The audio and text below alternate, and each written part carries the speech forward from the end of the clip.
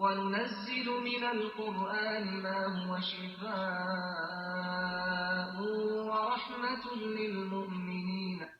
Now I'm going to discuss a bit about the jinn catching. Some people see it as a new, strange thing. It is strange, it is new, even if some people before us did it.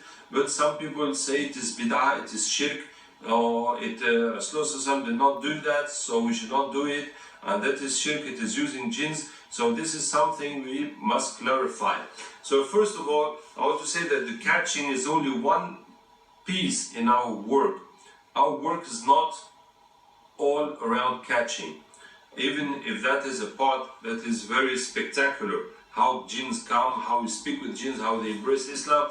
But as you have seen, there's much more in our work and in the evolution of Ruqya. Secondly, the catching started by the dua of a possessed brother. How it all started: the first group I trained in Burkina Faso, when I left them, the sorcerers made sihr on them like rain, on themselves, on their families, on their patients, so that even if a patient comes for 1 or 2 problems, he will be better for 2 or 3 days, then he will get 10 problems. So the sorcerers were especially attacking their patients so that they will not get cured and so that no one will come to them. So the brothers found themselves spending all their time treating one another. And one of these brothers had already jinns possessing him, and he was fighting his own jinns, and he was reading Quran, and when he reached to dominate that jinn ran away. So the brothers got sad. How I have done all this effort, now the jinn is going to go back to the sorcerers, get new sacrifices, get more strength, come back on me, so I'm not getting out of this at all. So he said, Ya Allah, bring him back to me so I can finish him off. And in the same time, in the same moment, the jinn came back into him and he managed to finish him off.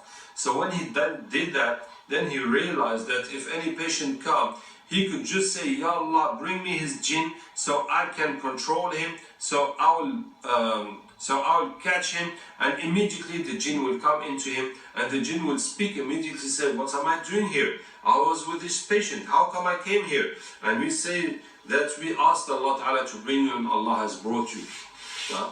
And that puts the jinn in such a vulnerable situation that if we cut him, if we hit the brother this way, that will cut his body, and if you cut his head, so he will die, and if you read Quran, that will affect him immediately, and so that makes them embrace Islam much easier.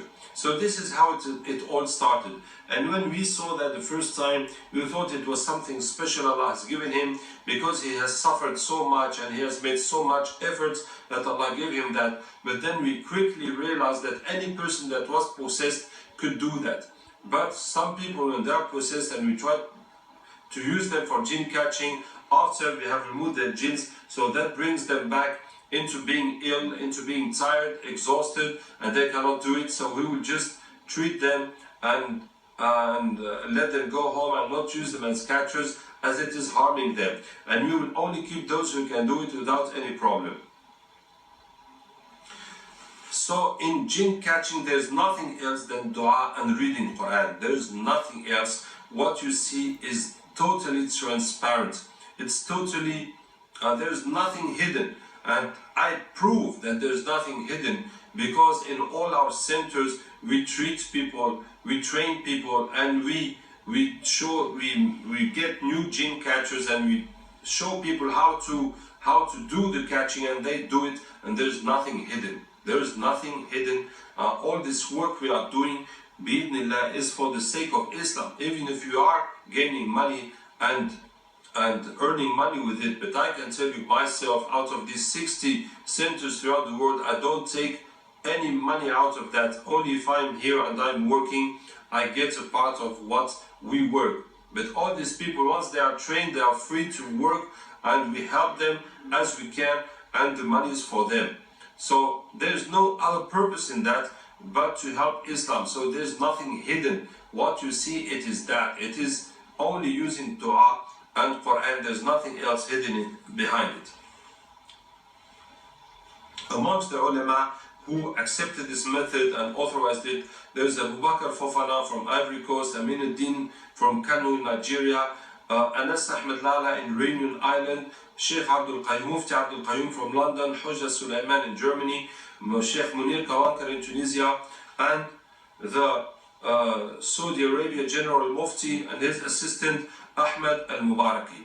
Actually, the best answer I appreciated scientific answer was that of the Mufti of Saudi Arabia. When I explained to him, I gave him the paper, explained, he said that what is using dua and Quran is not haram.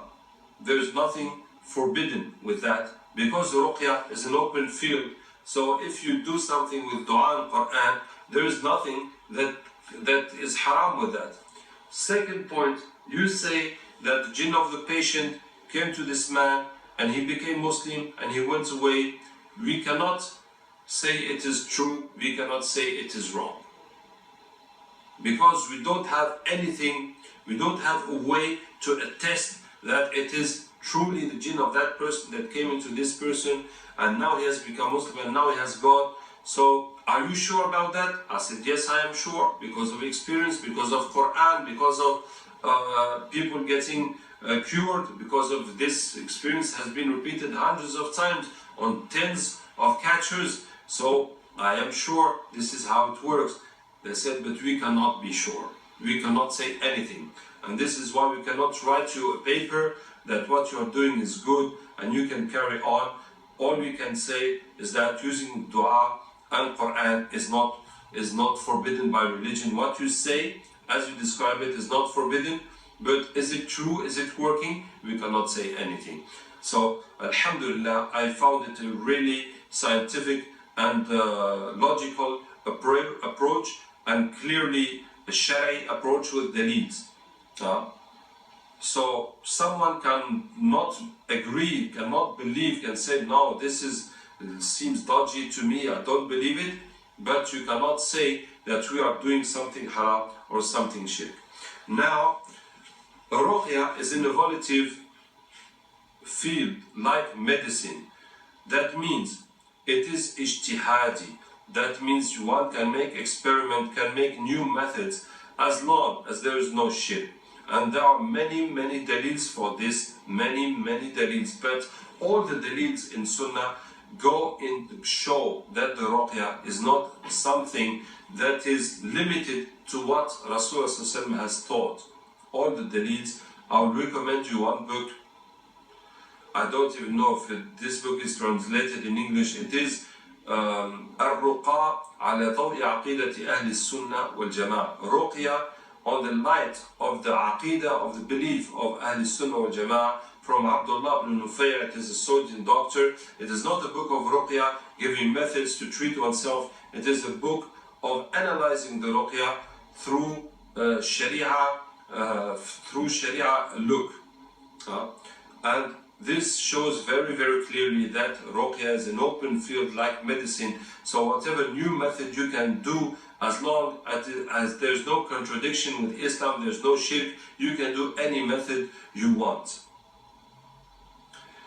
And the next point, the hadith of the specificity of Sulaiman alayhi salam, of the kingdom of Sulaiman alayhi salam, shows that catching jinn is possible.